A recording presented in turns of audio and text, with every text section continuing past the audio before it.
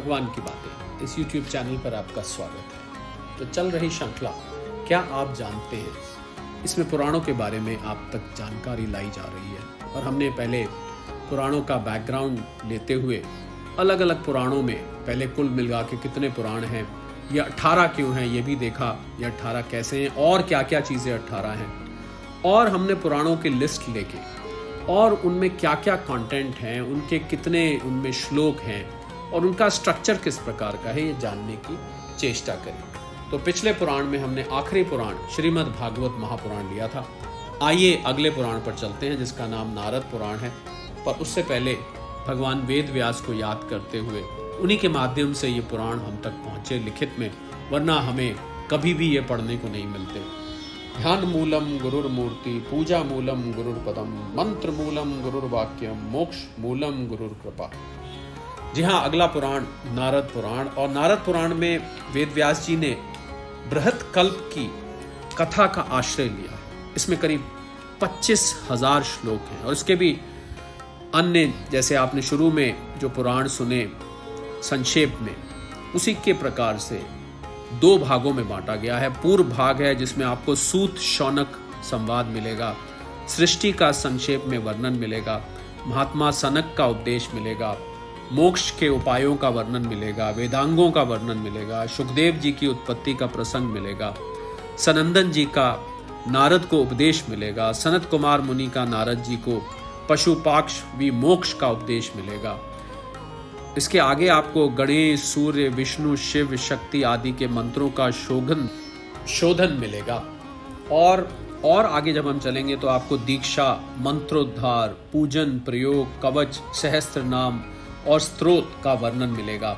इसके अलावा सनातन मुनि द्वारा नारद जी को पुराणों का लक्षण, उनकी श्लोक संख्या, दान के अलग अलग फल तथा उनके समय का उपदेश भी आपको इसमें पढ़ने को मिलेगा। ये सब आपको इस नारद पुराण के पूर्व भाग में मिलेगा। और अगर आप इसके उत्तर भाग में जाएंगे तो वहां पर आपको महर्षि वशिष्ठ द्वारा राजा मानधाता को एकादशी व्रत का उपदेश मिलेगा, राजा रुक्मांगद की कथा मिलेगी, मोहिनी की उत्पत्ति, गंगा की कथा, गया यात्रा का वर्णन, काशी महात्म, कुरुक्षेत्र और हरिद्वार का महात्म, कामोदा की कथा, बद्री तीर्थ का महात्म, प्रभास क्षेत्र की महिमा, पुष्कर क्षेत्र का महात्म, गौतम मुनि की कथा, गोकर्ण क्षेत्र का महात्म, लक्ष्मण जी की कथा, सेतु महात्म, नर्मदा के तीर्थों का वर्णन, मथुरा वृंदावन की महिमा भी आपको इसी में मिलेगी।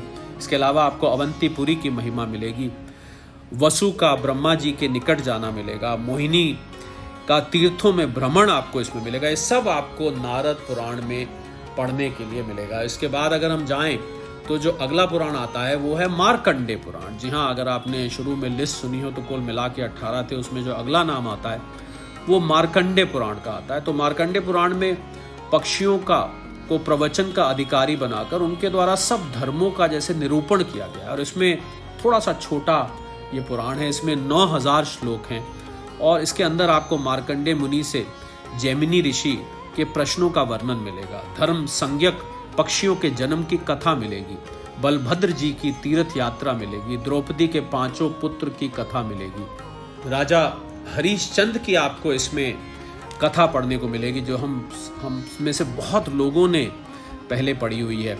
इसके अलावा आपको आडी और बक पक्षियों का युद्ध भी आपको इसमें पढ़ने को मिलेगा, पिता और पुत्र का उपाख्यान, दत्तात्रेय जी की कथा, है चरित्र मिलेगा आपको, अलक्र चरित्र मिलेगा, मदालसा की कथा मिलेगी, 9 प्रकार की सृष्टि का वर्णन आपको इसी पुराण में मिलेगा, यक्ष सृष्टि निरूपण मिलेगा, रुद्र आदि की सृष्टि, मनुओं की कथा, ये सब आपको इसमें मिलेगी। इसके अलावा हम और आगे जाएंगे तो हमको दुर्गा जी की कथा, 3 वेदों के तेज से प्रणव की उत्पत्ति कैसे हुई ये भी आपको इसमें पढ़ने को मिलेगा, सूर्यदेव के जन्म की कथा मिलेगी, वैवस्वत मनु के वंश का वर्णन आपको इसमें मिलेगा, वात्स्परी का चरित्र और महात्मा खनित की कथा भी आपको इसमें मिलेगी। और आगे जाएंगे तो आपको राजा अविक्षित का चरित्र, किमिच्छिक व्रत का वर्णन, नरिष्यंत चरित्र, इश्फाकु चरित्र, नल चरित्र, श्री रामचंद्र जी की कथा, कुरु के वंश का वर्णन, सोम वंश का वर्णन, पुरुरवा की कथा। और आगे आप जाएंगे तो आपको नहुष चरित्र, ययाति चरित्र, यदुवंश का वर्णन, श्री कृष्ण की बाल लीला और उनकी मथुरा और द्वारिका की लीलाएं आपको फिर इसमें भी मिलेगी। सभी अवतारों की कथाएं, सांख्य मत का वर्णन, मार्कंडेय जी का चरित्र और पुराण श्रवण का फल आपको इसमें पढ़ने को मिलेगा। इतना सब आपको मार्कंडेय पुराण में मिलेगा। और आगे हम जाएं लिस्ट में तो अगला पुराण आता है अग्नि पुराण। तो अग्नि पुराण में अग्निदेव ने महर्षि वशिष्ठ से ईशान कल्प का वर्णन किया है और इस पुराण में 15,000 श्लोकों की संख्या है। और इस पुराण के भी अगर हम कंटेंट देखें तो पुराणों से आपको प्रश्न मिलेंगे, अवतारों की कथा इसमें मिलेगी, सृष्टि का प्रकरण भी इसमें मिलेगा, विष्णु पूजा का वर्णन मिलेगा, शालग्राम आदि की पूजा और मूर्तियों के अलग अलग चिन्हों का वर्णन मिलेगा, विभिन्न प्रकार की दीक्षाओं की विधि आपको इसमें देखने को मिलेगी, सर्वदेव प्रतिष्ठा, ब्रह्मांड का वर्णन, गंगा आदि तीर्थों का महात्म, ऊपर और नीचे के लोकों की रचना, जितने भी लोक हैं ऊपर और नीचे, ज्योतिष चक्र का निरूपण, षटकर्म, मंत्र, यंत्र, औषध समूह, कुब्जिका आदि की पूजा।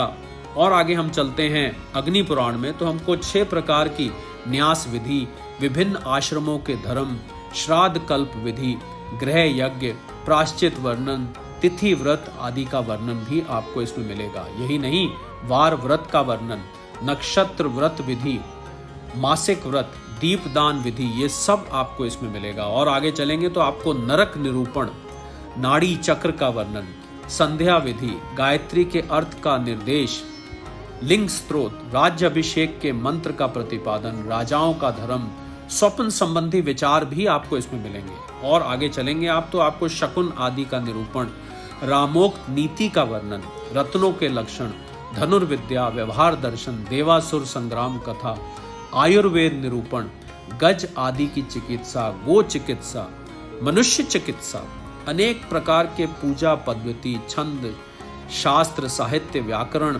प्रलय के लक्षण, वेदांत का निरूपण, नरक वर्णन, योग शास्त्र, ब्रह्म ज्ञान, पुराण श्रवण का फल, सब आपको अग्नि पुराण में मिलेगा। कुल मिला के 15,000 श्लोकों में ये सब वर्णन किया गया है। जी हाँ, तो ये अग्नि पुराण के बारे में था। बाकी के पुराण आपके लिए अगले कैप्सूल में लेके आएंगे, उनका संक्षिप्त में क्या कंटेंट है, उनका स्ट्रक्चर कैसा है। तो भगवान वेद व्यास को याद करते हुए, गुरु स्तुति करते हुए आपसे विदा लेते हैं। ध्यान मूलम गुरुर्मूर्ति, पूजा मूलम गुरुर्पदम, मंत्र मूलम गुरुर्वाक्यम, मोक्ष मूलम गुरुर्कृपा। सादर प्रणाम।